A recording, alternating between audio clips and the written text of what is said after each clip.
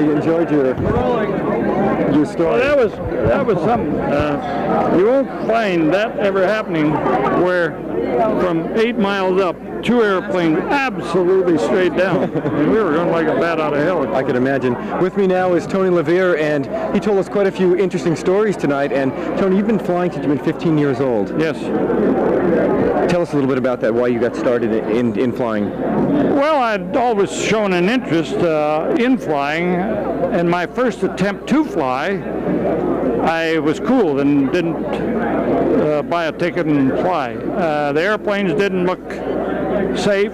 They looked shabby, and that was in 1926, and it was Lindbergh's flight across the ocean in May of 1927 that gave me the spark to fly, and I took my first flying as a passenger the following weekend, and I was 14 at the time. The following year, July the 2nd, at Balboa Island, you're familiar with that? Absolutely. We all are. We were there for the 4th of July holiday, and going down the aisle of the Balboa Theater that's still there, I spotted what I thought was a dollar bill, and I picked it up with my toes. We were barefooted, my friend and I unraveled it. It was a $10 bill. The first thing that came to mind was to take a flying lesson the next day, and I broke loose from the family and said I was going home. I was homesick for grandmother back in Whittier, and I went right to the Santa Ana Airport, which is now John Wayne Airport. Tried to buy my first flying lesson, and they wouldn't take me up because I was too young. Hey, and besides that, you had to have a student's permit, and they said, and I said, what's a student's permit? Well, that's a physical examination, costs $10. I said, well, thanks, but no thanks. So I went on to Whittier, and I took my first flying lesson there for 20 minutes for $5, and that started me off. And it took just a little less than 2 years to solo. And from there on, my career moved at a reasonably slow pace, but I was devoted completely, 100% completely to aviation.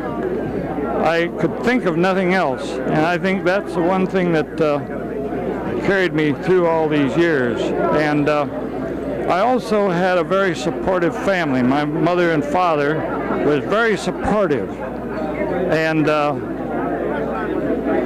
that kept me going too.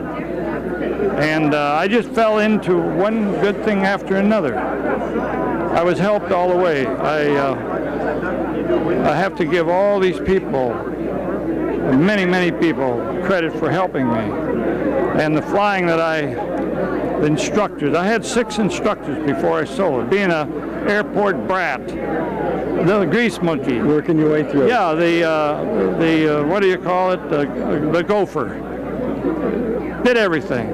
I learned to work on engines and airplanes. I was an accomplished mechanic at about 16 years old.